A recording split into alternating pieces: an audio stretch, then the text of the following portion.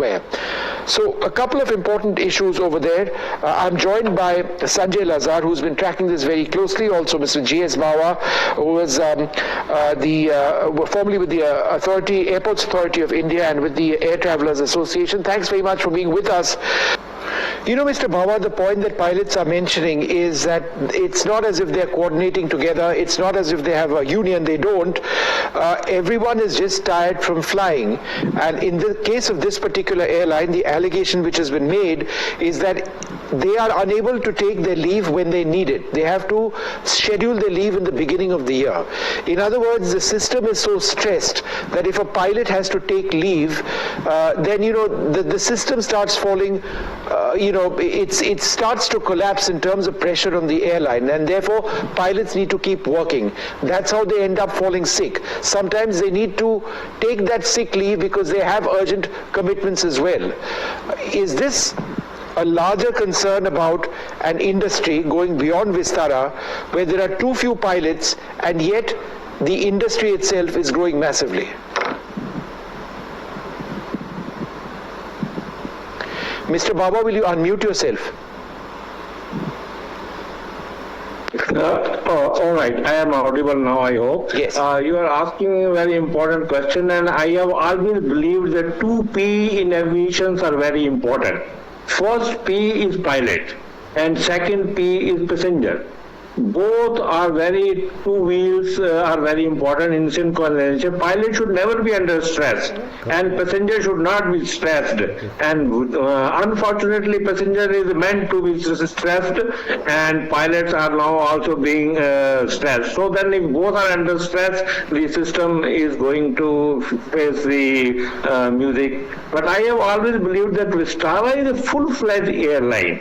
And if we look at their press releases a few days back, they were talking of strengthening the connectivity with France, and they have been awarded the best airline at the air show. And government has come into being, and government has mandated the bylaws for compensations of passengers. We are happy as a passenger that the government has put the DGCA for day-to-day monitoring, and there is a compensation laws are in place. So where is the problem? We need to look beyond what we are able to see. We have to read in between the lines. This crisis is not because of shortage of pilots, not because of any issues, but management issues. That's what I stress, management issues. Sure. I just wanted to go back to Sanjay. Sanjay, it's also true that there are upwards, as I understand it, of 5,000 pilots, trained pilots in this country who are unemployed. Yes. So why are they not actively trained by airlines? You know, their flight, their airworthiness, their flight, their insurances and their licenses renewed if required, and why are they not brought back into the fold?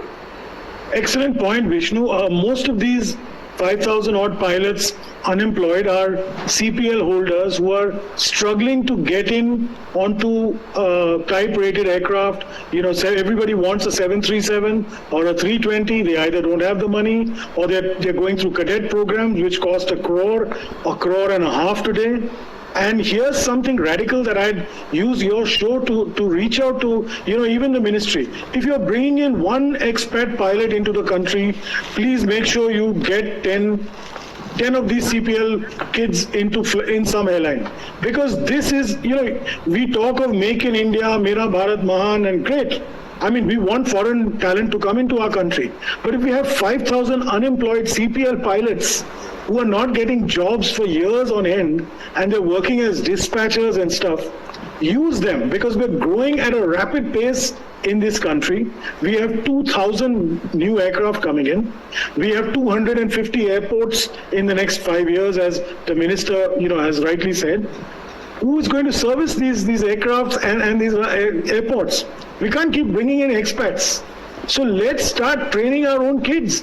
Let the airlines start, you know, building training centers, bringing in these kids. I know, you know, Air India has just started a cadet program. I know Indigo has had one. It's time to accelerate that. If you want to bring in foreign aircraft or foreign pilots, or, you know, make sure you bring in Indians as well. for every one of these guys, train 10 of our kids, and you won't find this shortage in a year or two. Okay, Mr. Bawa, you had a point. Briefly, sir, go ahead. I just wanted to flag the issue with a lot of efforts of the government and all the stakeholders. We have come out of the COVID-19 situation, which we were all struggling that the traffic should come back. Now we have come back, and everybody should put in all the resources that we should not lose. And the peak season is knocking at our door.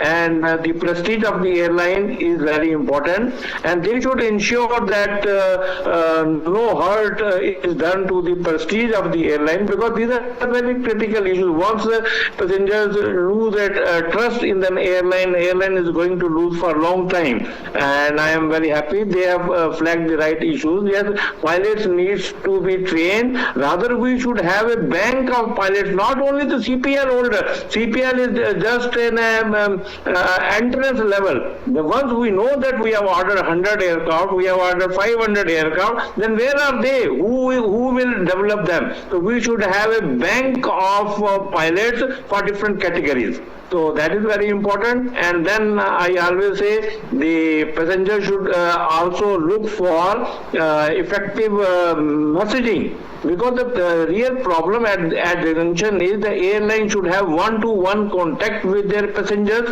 and inconvenience to passenger should be minimized. Right. Cancellation is okay, but inconvenience to the passenger should be minimized, and there are tools, effective AI tools, automation tools, apps are there now. Sure. So lots of today's concerns, obviously, as far as aviation is concerned. Fatigue is an issue, but the crisis, at least immediately at Vistara, seems to be fixing itself. If the management is serious about addressing fatigue issues, the rostering concerns, then hopefully that's an important step forward.